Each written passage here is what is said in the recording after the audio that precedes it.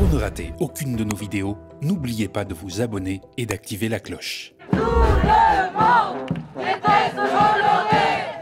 Tout le monde déteste Bolloré. Aujourd'hui, c'est l'Assemblée Générale Extraordinaire de Vivendi où le groupe Bolloré va tenter une manœuvre boursière pour en fait s'éclater en petite entité, échapper aux règles financières françaises, mais en même temps garder la main, le contrôle pour diffuser ses idées de haine et d'extrême droite. Parce que Bolloré concentre un nombre extrêmement important, c'est vraiment un empire. Quand on parle d'empire, c'est parce que c'est complètement disproportionné. Il possède de très nombreux médias, journaux, radios, maisons d'édition. Par exemple, dans les livres scolaires, c'est 70%. Malheureusement, ça touche tous les domaines, évidemment la science, puisque comme ils diffusent des fausses informations, par exemple, il y a eu sur le cas des droits à l'avortement, ils avaient fait une fake news en mettant l'IVG comme une cause de mortalité.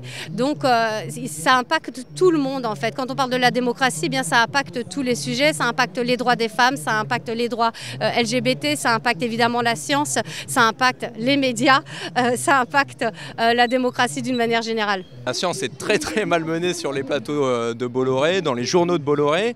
En fait, vous avez d'un côté des discours climato-sceptiques où on invite des gens qui remettent en question l'origine anthropique du dérèglement climatique.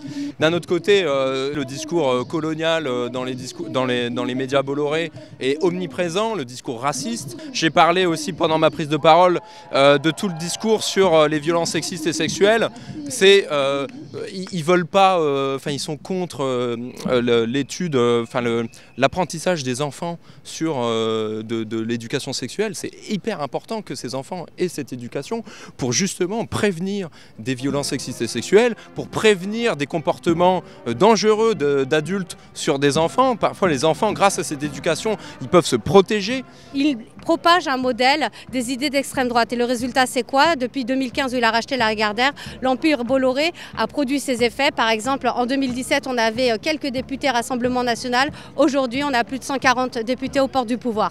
Et bien Vincent Bolloré, quand il a un problème et qu'il n'a pas envie de respecter la loi, comme par exemple la loi qui lui impose de respecter le pluralisme à CNews, si par hasard quelqu'un lui rappelle qu'il y a une loi, comme par exemple Reporters sans frontières qui a saisi le Conseil d'État, qu'est-ce qu'il va faire Bolloré? Il va faire deux choses.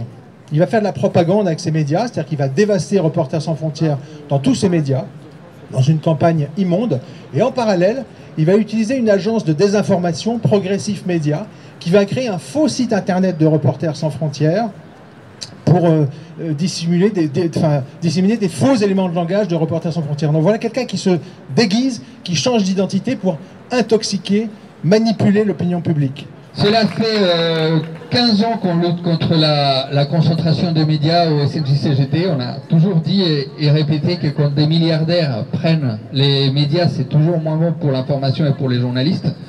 C'est le cas déjà avec Saadé qui a pris BFM et qui veut fermer notamment BFM Paris. Il y a toujours de la casse sociale, il y a de moins en moins de journalistes. C'est toujours plus facile d'attaquer les contenus quand il y a moins de journalistes dans les rédactions. Alors quand on voit que l'Arcom a fait 52 condamnations depuis 2012 et 16, donc c'est-à-dire près d'un tiers rien qu'en 2024, et ça ne suffit pas, ce sont des centaines de milliers d'euros d'amende et cela ne suffit pas, effectivement, on peut s'interroger sur la capacité des pouvoirs publics à faire cela. La réalité c'est quoi? C'est que c'est une concentration entre les mains d'un média et que la législation est totalement insuffisante pour empêcher cette concentration des médias.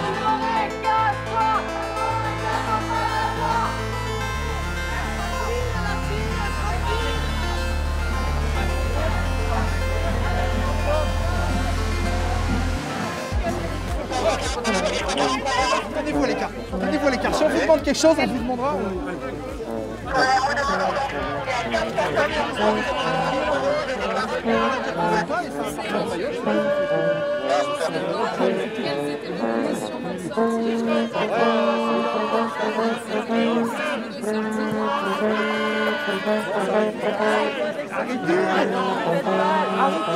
Lâchez-vous.